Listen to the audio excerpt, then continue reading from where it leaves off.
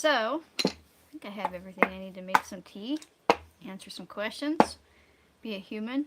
I tried really hard to make sure I had everything, so I'm so I'm low key like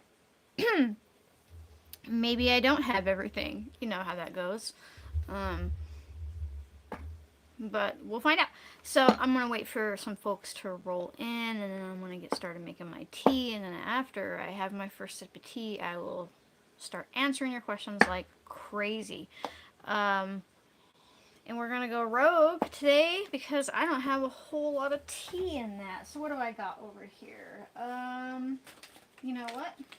Even though I should have a taller glass for this. Hey everybody, rolling in. Happy Valentine's Day.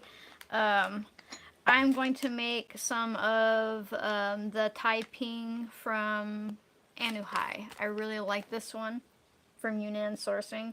Um, it's one of my favorites. Usually I have like a taller glass for it, but we're going to roll with what I have here because I forgot to fill my little teapot. And they're so beautiful. They roll these leaves out. That's a tea leaf, right? But it reminds me so much of seaweed. Not in the flavor, but just like the way that it's been processed is just stunning, right? And so if you do these in a tall vessel, you get to see them like dance, right? But I'm going to do the sacrilegious thing and break them. Because, you know, it's all right. It's gonna be all right. But yeah, this is one of my favorites. I really like silver needle too from various provenances. Like anything like that is pretty tasty to me. Okay, so I'm gonna get some water going, and might help if I turn it on. I like to do my green teas at like 180-ish, right? And I like to do my white teas around like 170. Potato.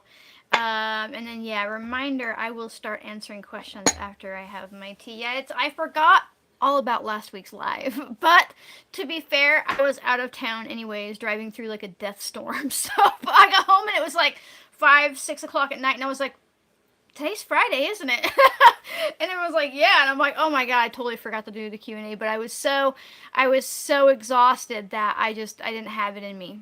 I didn't have it in me to go on that evening and do one. I was like, my bad, you know.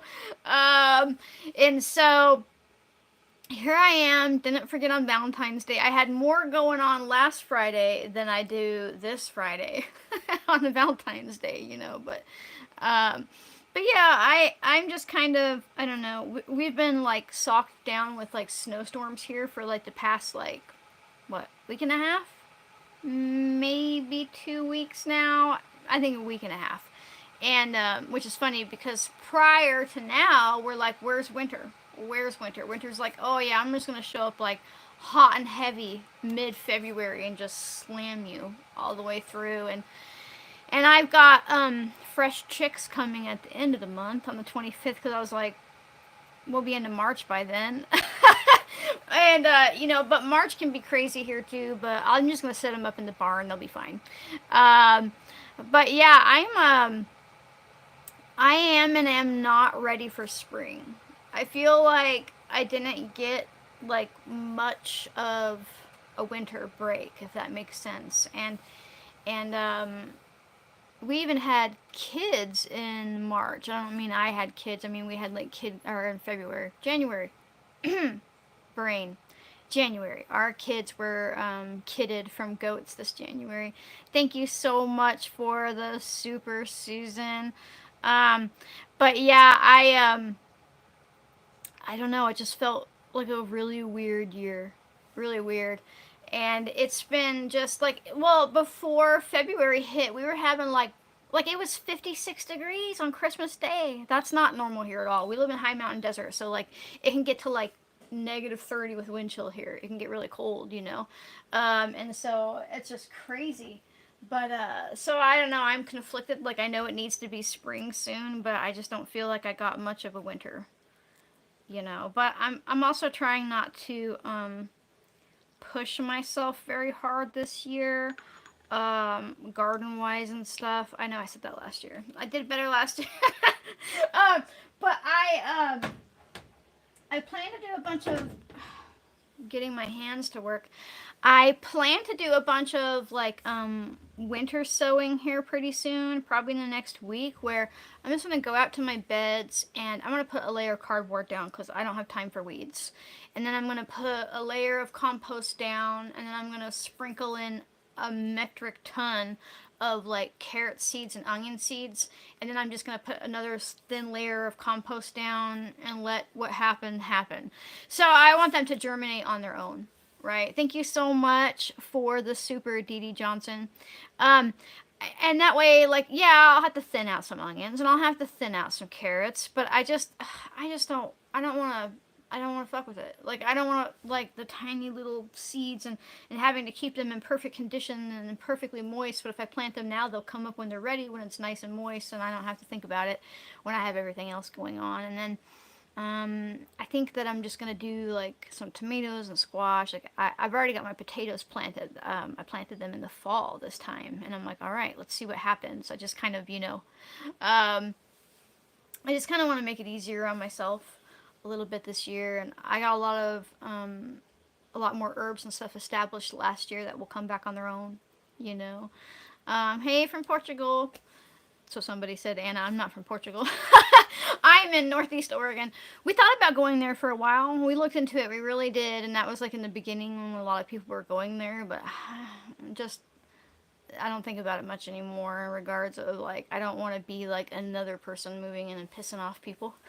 Not that everybody feels that way or experiences that. But I don't know. Like, if anything, I've been like deep diving into like, my random family ancestry, which is actually really hard, especially on my dad's side.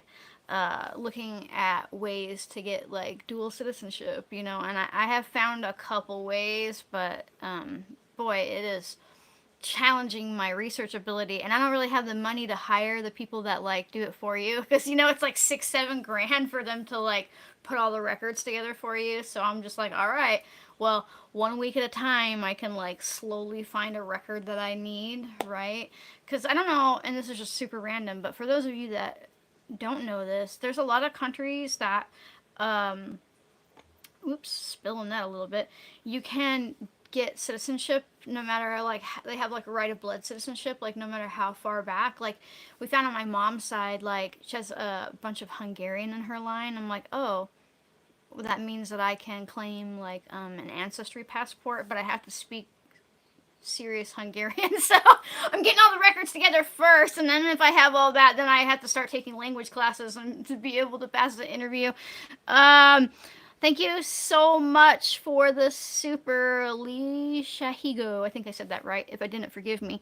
But yeah, so that's kind of just what I've been keeping my brain busy with. So let's have some of this tea and then answer some of your questions. But yeah, if you have an ancestor from a different country, or if you have never looked into where your grandparents from or are way back from, it's definitely something to look into. Just be cool to have it, just to open up the rest of the world. Um, but my dad, he just never got around to like filing paperwork to be like an Irish citizen. I'm like, huh. And they have all these laws where like because he didn't do it before we were born, he could still do it right now if he wanted to. But like we couldn't because he didn't do it before we were born. I'm like, thanks, Dad. So if you are that type of person, do it before your kids turn 18 just to make things easier on them. Ooh, that is so, so, so tasty. Okay, so if you have a question for me, say question, and I'll do my best to dump my brain out for you.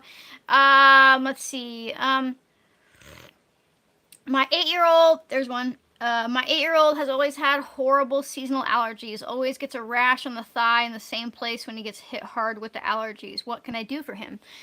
He's a little one, so we have to tread carefully here. You could start working with something like nettle infusion as well as elderberry tincture or tea before the allergy season starts. So a lot of people think of elderberry as an immune stimulant, which is and isn't true, but really she is more a little bit more of like a immune reaction modulator at the same time. So if you're using her consistently before the allergy season starts, she can knock back some of those allergies. Nettle infusion is a really fantastic option too. If you can get him to drink it. I don't think it tastes bad. And you need to let it brew longer, like 24 hours, like overnight. It will taste better. It won't taste so chlorophyll. I don't know. We're passing people out with nettle. I probably said it wrong. And start working with that consistently would likely help him. Question: what would cause and what to do? Lost it.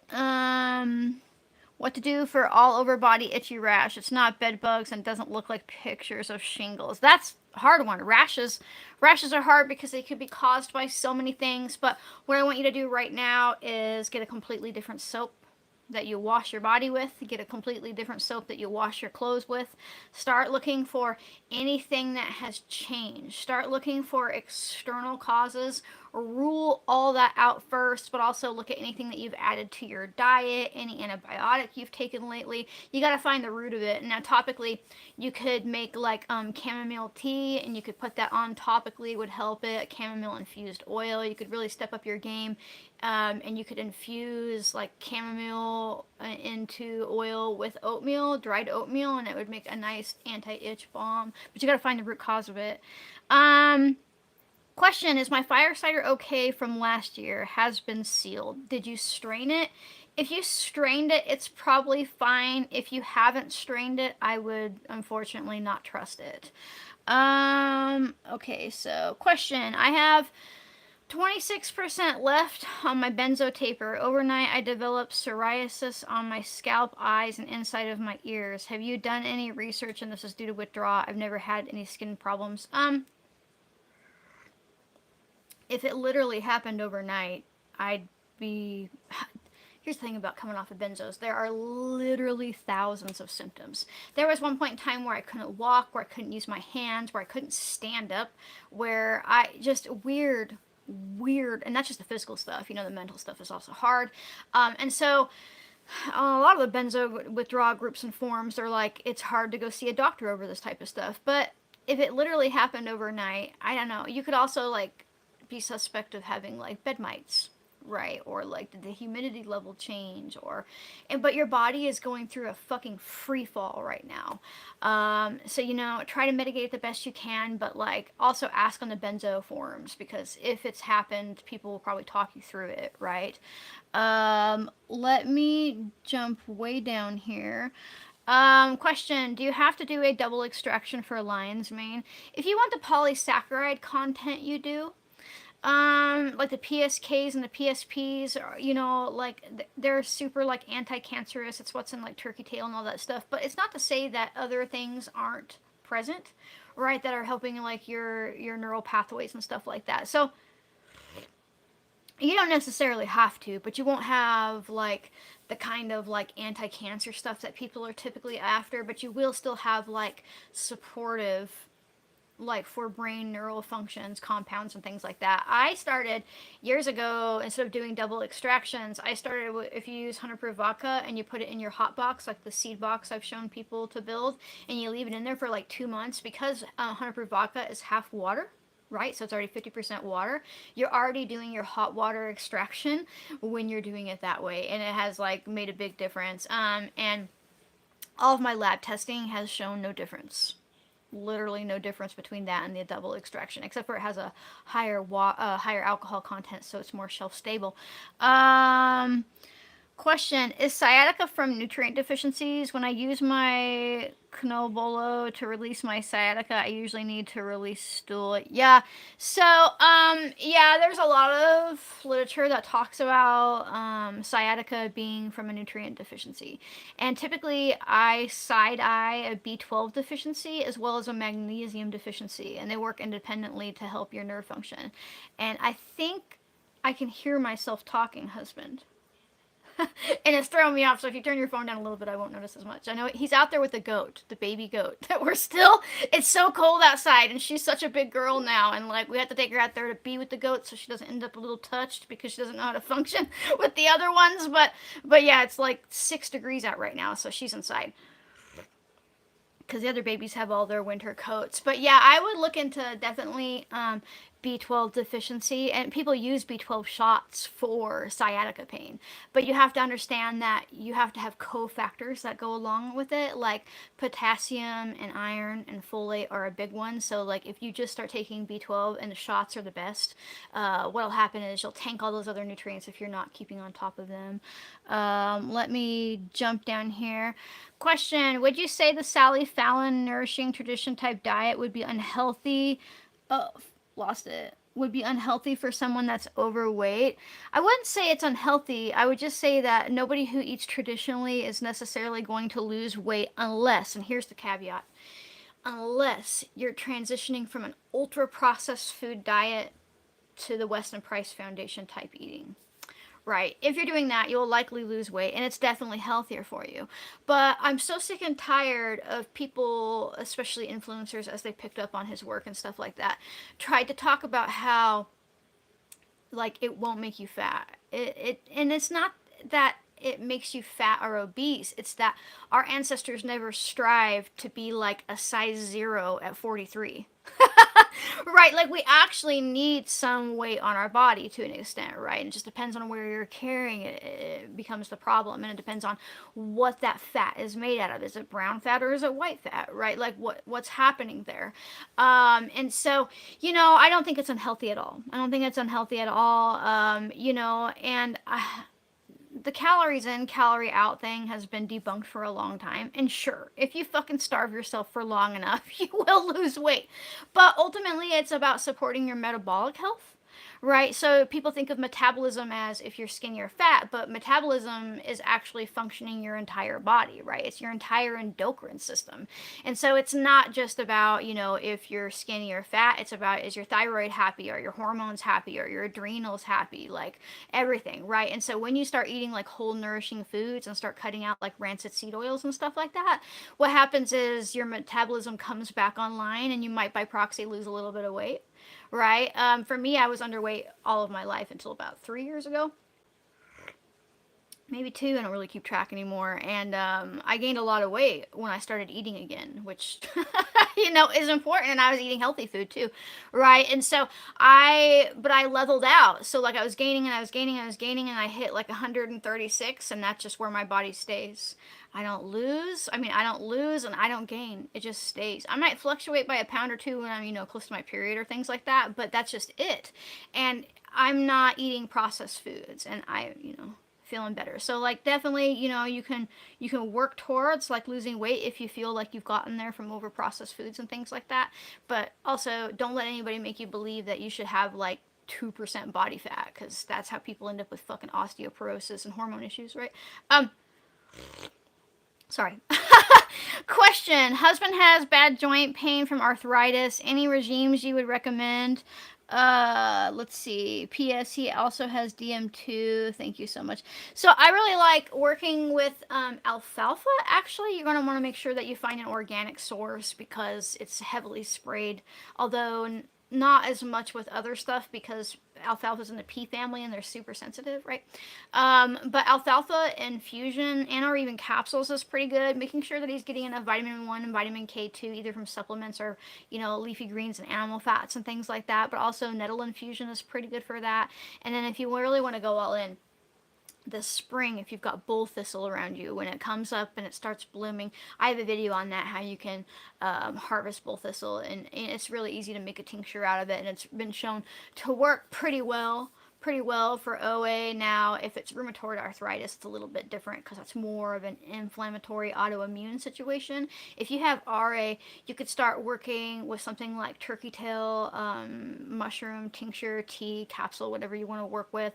But then you could also start looking into LDN, which is a medication, but it's super, super safe, and you take it in microscopic amounts, and it calms down the immune system. So it does wonders for people with autoimmune issues in general and pain like that. Question, I'm turning 50. What can I take for or do instead of synthetic HRT? Well, you could work like, okay, so like you could work with wild yam, right? Of course, that's going to be your precursor. It's got disogen in it, which is a chemical that your body turns into DHEA, which is like a master hormone. So your body takes this DHEA and it says, oh, you need estrogen or you need progesterone and you need testosterone, and it shifts it into stuff. Now, if you're already estrogen dominant, which unfortunately can even happen to women who are going through menopause because there's soy lecithins in everything we eat, soy and everything, fake phytoestrogens, right? Your body has a tendency to turn that DHEA into estrogen. But if you use it alongside a high quality vitamin E supplement or vitamin E rich foods, it tends to shift it into progesterone or testosterone. Now, one thing that I think is a travesty is how often women are overlooked being tested for testosterone. We think of estrogen as for men and testosterone, or estrogen for women and testosterone for men, right? And because women have so little testosterone, it's just not given a second thought. But because we have so little, it's really easy for us to become low in it, like really easy. And when you're low in it, you have low libido, you have dryness down below, you have fatigue, you have muscle loss, right? And so you could start working with something like pine pollen. Pine pollen is basically tree semen. There's no other way to put it. You know, I have a couple of videos about it. Pine pollen is full of androgens, right? And straight up testosterone. And so your body can utilize that. And it's good for men as well. I used wild yam cream and it threw me right into a lady time of the month. I stopped using it and didn't know what was going on. So yeah, if you used it as a cream, I wonder if it had been synthesized into progesterone already. Right, or your body turned it right into estrogen and you finally had what you needed to bleed. Right, so if that happens to you with the cream or anything else like that, you can use it along a cycle like you would if you were bleeding. Right, you know, and usually if, like, I use progesterone, and so if I'm using that, I'm using it from like basically ovulation time, like my 14th day of my period. And remember, your period starts, like your cycle starts like on the day you start your period, right? Not at the end. So I use it on day 14 and then all the way through until like a day or two before my period, and then I stop. Right, and then I wait again, right? Basically, I go from ovulation to bleed, right? And so that is definitely something to consider doing if you're using wild yam, but you could use it reverse as well, right? You could use it from like when you should have your period going forward, right? Question, I keep having H. pylori infection. What would be the best occurrence of it, help the occurrence of it? So you could start working with homemade milk kefir. It needs to be homemade. The stuff from the store is fucking fake. But also look into making your own L. reuteri yogurt. L. reuteri is a really cool bacteria, and there is some in homemade milk kefir. But like, if you want a huge amount, you have to make your own supplements. There'd be better than nothing, but like for every cup of L. reuteri yogurt you make at home and eat, it would be like taking like 10 bottles of L. reuteri supplements at once, right? So you get huge amounts of CFUs, like colonizing amounts, right? And it's really cool because it can colonize your upper and your lower GI, and it actually has like antibiotic properties to it where it uses these antibiotics to kill off other bad bacteria because it wants to inhabit there. And all humans used to have L. reuteri in our gut. It's really interesting stuff, and like it increases dopamine, makes people feel happy, helps them like naturally increase their metabolism to like lose weight, all kinds of stuff like that, you know. But it's been killed off because all of our food has preservatives and chlorine in it because it's super sensitive in that way. And I kind of wonder if that's why humanity is fucking insane. Now hear me out. It increases dopamine by a huge amount. So we would have been walking around happy with this bacteria. And then like chlorinated water and everything came along and we're like, fuck you. Like over the littlest thing, right? But also you could start chewing or using mastic gum supplements. Mastic gum is pretty good at murder killing H. pylori. It's pretty good for oral health, especially if you're chewing it as a gum. But I still want you to be considering like getting healthy bacteria back into your gut. Now, fermented foods in general are great, but they don't have the same biodiversity as something like homemade milk kefir with like 80 plus strains of beneficial bacteria, right? But yeah, question, what can I take to force a period to start? Well, if it's not from pregnancy, you could work with something like yarrow, but I would ask why your body isn't bleeding, right? Like, if you're so nutrient deficient or nutrient devoid, or you're so stressed out or your hormones are so fucked up that you're not having a period, forcing it isn't a good idea, right? Because your body's trying to tell you that it doesn't have what it needs, right? Question: is 100 proof vodka useful for making tinctures with dried herbs? Yeah. So I don't really like to work with dried herbs unless I have to when it comes to making a tincture. But if I do, I still use 100 proof vodka because there's still going to be some waterproof properties, like water soluble properties in the dried plant matter, and nobody needs to be fucking drinking paint thinner. Right, it just takes a little longer, you know. I would go like 4 or 5 months, you know, and you can pull off of it in the meantime, but like 5 months, 4 months would be its like peak potency for what it's going to extract from the dry plant matter. um, let's see, how do you treat a very basic black eye from surgery? Yeah, you know, you could put some vitamin K oil on there, that'd be pretty good. You're bleeding under your skin. That's what a bruise is. It's on your eye, so like I'd say you could do like a witch hazel compress, but it's on your eye, so that's pretty rough. So I would just find a nice liquid vitamin K, K1 or K2, and just apply it topically. You could go old school and put a stake on your eye. It's a poultice. It just kind of pulls down the swelling, calms it down, you know. But make sure you're taking your vitamin K internally too. And you could also work with nettle infusion for K1, but K2 only comes from animal fats. So that's something to keep in mind. Um, Question: my 80-year-old sister has had constipation all her life. She won't take any medicine. What is natural? She could take cascara bark, right? But make sure she doesn't have like an obstruction or anything like that. But also consider getting her on the homemade milk kefir. That'll get her going. You know, start slow. Anybody who's never made homemade milk kefir, you probably have a bunch of bad bacteria in your gut and not a whole lot of good bacteria. So if you start just pounding it, you're gonna go to the bathroom. You're also gonna feel nauseated and you might have a Herx reaction so just start slow, like a teaspoon, tablespoon a day, and work your way up, right?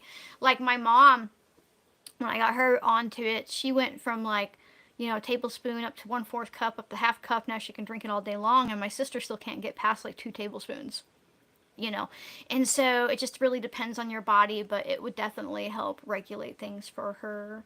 Um, but yeah, we you know, with our goats having babies in January, which makes for healthier kids in spring and less parasite load and stuff like that. But we're already back into milk, but we're having to share most of it with the little orphan baby named Delilah, you know. And so I've been like sparingly making myself milk kefir. I can't spare a lot of milk because it all goes to her, and I'm like, just one little. And then I do like lately, one of my favorite things is taking my first ferment milk kefir and then mixing it with heavy cream and honey and letting it do a second ferment. And I'm like, oh my god, it's like ambrosia. It's like I'm drinking like thawed ice cream or something, except for it's super beneficial for me and there's no real sugar in it because the milk kefir eats it all. Question: I have been taking supplements for 20 years to battle osteoporosis. What are the long term side effects of the supplements? I don't know what supplements you're on. So it's hard to say, but the medications for long term osteoporosis are pretty brutal. And if you open up your pamphlet the next time you get your prescription, you can probably read a fucking horror story of the things it talks about. But if you started taking in like raw milk or whole milk, whichever you prefer, that's, you know, pasteurized or whatever, alongside vitamin K1 and K2, you'd probably start rebuilding some bone mass, right? Question: my husband suffers from gout. He doesn't drink alcohol. Anything he can do to help with the pain? Well, I assume you guys would like cut back on like foods that are high in like pureates and stuff like that, you know, like meats and stuff. Check out what's happening with his kidneys if they haven't done a kidney panel. Sometimes CKD, a symptom can be gout because your body isn't processing out the uric acids and things like that. But I also really like tart cherry for this, and or alongside of something like corn silk tea drinking daily, right? But definitely get his kidney checked, like if they haven't checked his kidneys. Like I hate how many times that's overlooked, right? Check the kidneys and see why. But also just making sure that he's better hydrated. Try making him drink half a gallon of water a day, right? Like sometimes if you're not peeing enough, if you're not going to the bathroom enough, this stuff is going to settle in your body because your detox pathways don't have the liquid to function, right? So definitely look into that. Question: how do deal with anxiety for alcohol induced anxiety? If you are still drinking, knock it off. I know that's easier said than done. I understand that.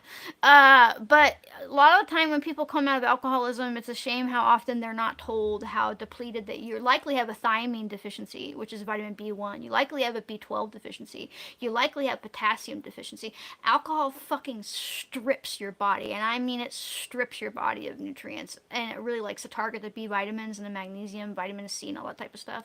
So, get some blood tests done, and when you start, you need to start slow. If you just jump head on into taking a thiamine supplement, it's gonna fucking wreck you. You have to like take a capsule, open it up, take most of it out, and just take a tiny amount of it and taper your way up. And you can have what's called a paradoxical reaction. A paradoxical reaction where you start to feel worse before you feel better. And if that happens, scale back a little bit more and then wait and scale your way up. B12, I would suggest looking into getting shots somewhere. Right? Once you get used to it, you can do it yourself, but, check that out. Get a whole electrolyte panel done, magnesium, potassium, sodium, all that type of stuff. You start giving your body the nourishment that it needs that it's been stripped from drinking, you'll start to feel better mentally. I'm tired all the time. Is there something I can do to energize myself? Depends on what you're tired from. Right? Are you super deficient in mold? Jesus Christ, brain. Are you super deficient in nutrients? Have you been exposed to mold? My brain just like skipped. It was like, these are just the things to do.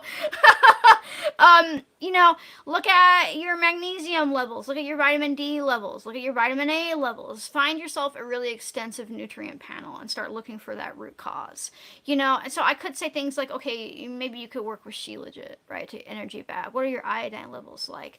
But, and you could start pounding caffeine or things like that. But ultimately, if you don't find out what the root cause is, you're just masking it. You're just masking the tired. And anything that forces you to feel more energetic, like a stimulant, will just be making you go into further deficit in your body, right?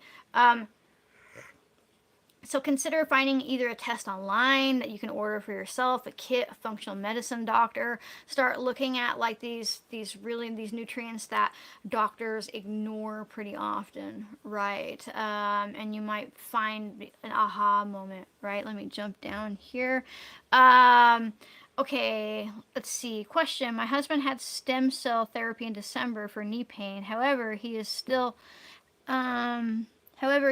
having knee pain behind his knee. It's not due to bone issues. What do you recommend for knee pain? You can start doing like castor oil packs, right? You could do comfrey infused castor oil packs. You could do comfrey packs on it as well. It might be something to do with his ligament. You could work with like a really strong arnica gel on it topically too. Right. And if you haven't found so most chiropractors just work on the spine, but if you can find one that's like certified in like extremity work, where that's where they're working on your arms and your legs, right? That can go a long way if he hasn't tried that yet. You have to look around for somebody who's actually certified in it though. Okay, question. What causes the puffy and dark circles under your eye, and can you do to heal that? Usually that's like pretty bad water retention on top of like probably thyroid that's unhappy on top of not enough vitamin K1 or K2 in your diet, right? So you can start doing like dry brushing and rebounding. Dry brushing is like you grab this brush and you start doing this in the morning and things like that. But also you can use dry brush on your face, right? And it helps stimulate the lymphatic pathways and it helps drain out the excess liquid. You can definitely Google like eye bags before after dry brushing, right? But again, I don't want you to use it as a band-aid because even if it gets rid of that liquid, your body is trying to tell you something. Your body is trying to tell you that your lymphatic system is like in the fucking tank, right? It's low, it's empty, it needs help. It's trying to tell you that you probably have an unhappy thyroid, and if you're already on thyroid meds, you might need to try a different type or different variety, right? Maybe you don't have enough iodine in your diet for your thyroid to function, right? Maybe you have no vitamin K1 or K2 in your diet. All those things would be worth looking into. Question: is there a treatment protocol for shingles? Well, I mean, there's lots of options for shingles. My husband deals with shingles on a semi-quarterly basis, depending on how stressed out he is, right? And so one thing that works personally pretty well for us is taking glycine, right? Glycine is pretty good for repressing things in the herpes family. He also works with St. John's wort, but intermittently because I don't like how much it pushes up serotonin, right? St. John's wort topically is amazing. You can work with that all day long. If you can't take St. John's wort because you're on a medication, you could also work into like self-heal tincture, tea. You can also work with lemon balm, but make sure to cycle through like self-heal and lemon balm, because you take lemon balm for long enough, it'll repress your thyroid, right? And that'll just make things worse, right? But also look into potentially EBV. Shingles is like kind of a pussy in the way that it can't really come through unless you're already ran down, and EBV and shingles really like to hang out. So if you have EBV and it's like running down your immune system, shingles like, hey, I noticed the door was open, and it just comes on in, right? And so those are definitely things that you can work with, but just in general supporting your immune function so it can't step through. And stress management. Right, because stress is a huge food source. If you have chronically high cortisol as well, it'll continue to feed basically anything in the herpes family. And shingles is in the herpes family. Okay, so let me jump down here. Question: I usually shower with well water. The shower with city water, could that cause the body rash? Hasn't happened before when I did, so I didn't think that. I'm very oh yeah, if you normally use well water and you just switch to city water, you are like dousing your body in chlorine, right? Or chloramide, which is even, it doesn't even like go away, but also you're taking like a chlorine gas bath because chlorine evaporates from warm water, right? And I know there's nothing we can necessarily do about it, but you can also buy a filter. You can buy a filter for your shower head that filters out chlorine. Berkey has a cool one, but there's, shop around for whatever one's the most affordable that takes chlorine out, and that would probably, if that's something new, it would definitely be something to look into. Okay, let's see.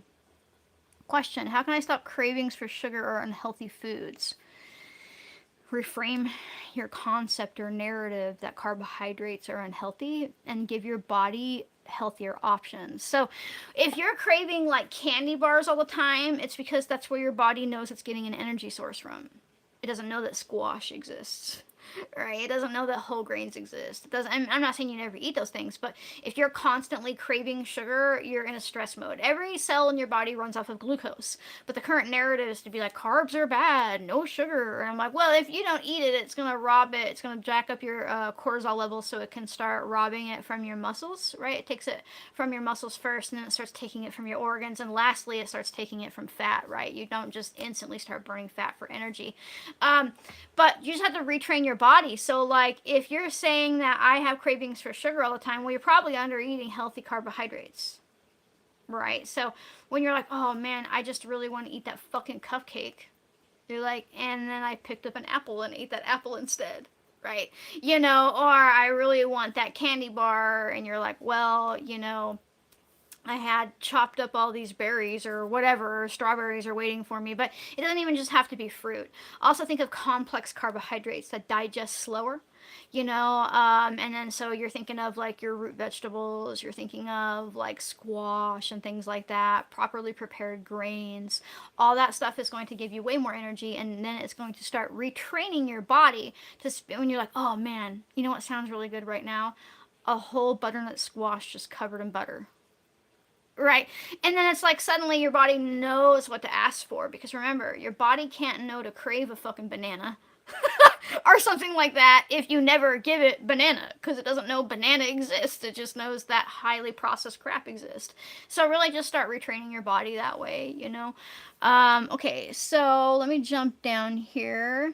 What's good for potassium replenishment? I really like coconut water for this. Potatoes, tomatoes, all three of those things are really high in potassium. Potatoes are amazing for potassium. If you're really in a pinch to up your potassium, you can, boil potatoes like you're making mashed potatoes and drink the water. That water is absolutely chock full of fucking potassium, way more than coconut water, right? And way more than just eating the potato after you've mashed it, because you've actually leached out. Like, mashed potatoes are the one thing that doesn't have a whole lot of potassium in it because you've boiled it and then you dump off all the potassium, right? And so it's just a really good way to get it. I do not like supplementing potassium. Fuck around and find out situation. You can really hurt your heart, things like that, by taking too much potassium, the same way if you don't have enough potassium, right? So it's just really easy to mess around with a supplement and hurt yourself, but it's harder to do it with food, right? Although one time my son, um, so he's a recovered alcoholic, and I got him through the detox and everything, and he had little to no potassium in his body. Little to no. So much so at the hospital gave him like a potassium drip, right? So when he got home, I was like, you have to keep on top of your potassium, right? And so he's eating potatoes, and because your body will use it up fast, even though they gave him a potassium drip, right?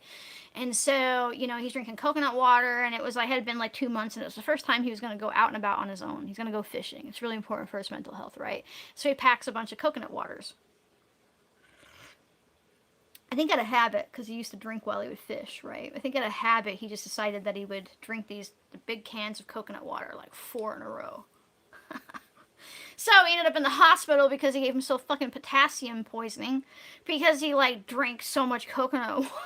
And I was like, man, they were like, how did you go from you're so sick because you have no potassium and now you have? And so he doesn't really, now he's just started after about 6 months now drinking a coconut water daily, but not he's like, don't drink too many because he'll never forget that, So that is definitely one thing that you can do.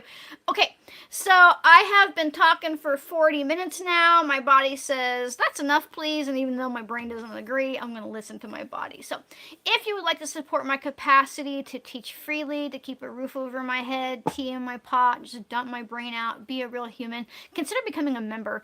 It's just a way to throw me a couple bucks a month. There's nothing hidden behind a paywall. You do get early access to videos as I'm able to upload them. But if you can't afford to become a member, I don't even want you to worry about it because I release the videos on weekends no matter what. So it's not a paywall. It's a little bitty time wall. Right? If you can't do that, or even if you can, make sure you check out my shop. I make something for everybody. I've got books, all kinds of supplements, all kinds of stuff going on in there, and there's something for everybody. And you can use the one-time code TEATIME, TEATIME, to save 10% off of anything you'd like to call home from the shop. It's exclusively what I do for a living. It supports my ability to be here and do this stuff with you. And if you can't do that, or even if you can, make sure that you comment, subscribe, turn on notifications, and share. Sharing is super important. It doesn't have to be this video. It can be any video that you watch and you like and things like that. It just helps get my message out there. It helps people realize that they're smart enough to do this, that they can take their health back into their hands. Helps the algorithm think that I'm cool enough to show to people and things like that. And it all makes such a big difference. So I hope everybody has a good Valentine's. Even if you're hanging out with yourself tonight, I hope you make it a good night. And I will see you next week, folks. Bye.